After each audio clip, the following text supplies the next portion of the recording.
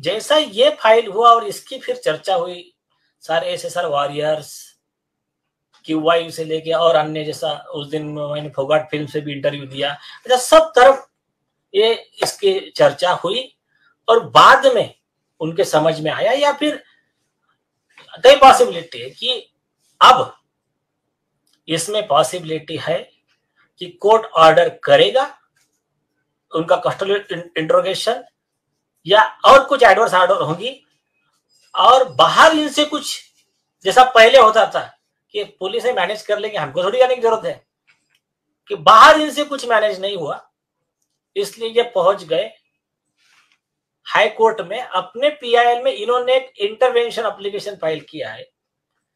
ये प्रेयर है उनकी कि हमको पूछे बगैर कोई भी आदेश पारित मत कीजिए, हमारा भी कहना सुन के लीजिए।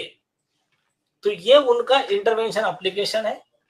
और सबसे हंसी की बात, इंटरवेंशन एप्लीकेशन में एक भी वर्ड इन्होंने ऐसा नहीं दिया है कि कैसे जो इतने प्रूफ्स दिए गए हैं वो गलत कैसे है, छूटे कैसे है। सिर्फ वही रिपीट, वो उसको क्या बोलते हैं, jugglery of words, repeated story की ये जो पिटीशन है, ये नारायण राणे, नितेश राणे और अर्नब गोस्वामी के झूठे आरोप के बेस पे फाइल किया गया है और उनके अल्टीरियर पर्पस सर्व करने के लिए फाइल किया गया है। ये सरकार का अल्टीरियर पर्पस सर्व करने के लिए फाइल किया गया है। तो इस तरह का ये मतलब उनका जो केस का फाउंडेशन है। में उन्होंने अपने एप्लीकेशन में यह भी कहा है कि हम बहुत ही law abiding citizen of India हैं।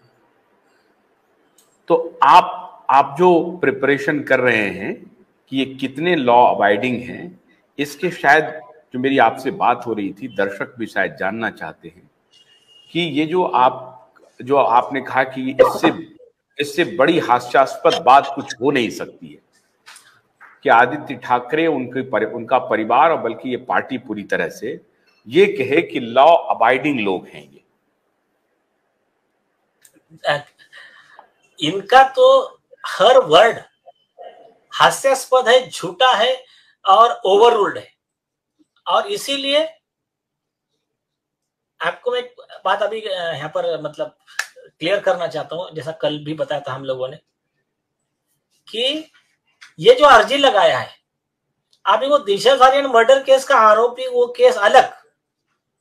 अब ये हाईकोर्ट से जो धोखा दिया है, हाईकोर्ट को जो फंसाया है, हाईकोर्ट में जो झूठा एफिडेविट दिया है, इसके लिए 340 सीआरपीसी में कंटेम्प्ट और परजुरी में अभी इनको कस्टडी में लेने के लिए, आदित्य ठाकरे को कस्टडी में लेने के लिए हमने हमारा एक एप्लीकेशन ड्राफ्ट किया है, आज फाइल हो जाएगा।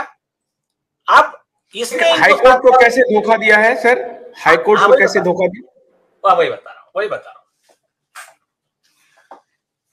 अभी ये तो कोर्ट का फैसला बाद में आएगा, अभी जनता की अदालत में, अभी सारी जनता सुन ले। इन्होंने इनके एफिडेविट में क्या बोला, इन्होंने कहा कि ये अर्नब गोस्वामी, नितेश राणे और नारायण राणे ये झूठे हैं, ये हमारे दुश्मन हैं और ये हमारे खिलाफ आरोप क्यों कर रहे हैं। मतलब इन्होंने कहा कि ये 3 लोग हैं और ये हमारे खिलाफ आरोप क्यों कर रहे हैं। तो उसके सपोर्ट में उन्होंने क्या किया, लिखा कि नारायण राणे के खिलाफ में हमने, मतलब जब ये आरोपी आदित्य ठाकरे के पिताजी, जो सेकंड आरोपी है उद्धव ठाकरे, वो जिस समय चीफ मिनिस्टर थे, तो उन्होंने उस समय नारायण राणे के ऊपर एक 153-500-505 का एक एफआईआर रजिस्टर करवाया था और उसमें वो नारायण राणे अरेस्ट हुए थे, करके वो हमारे खिलाफ गुस्से में है।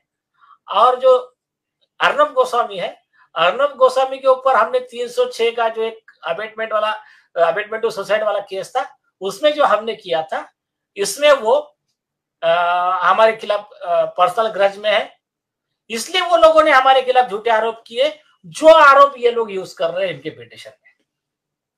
आप सुनिए।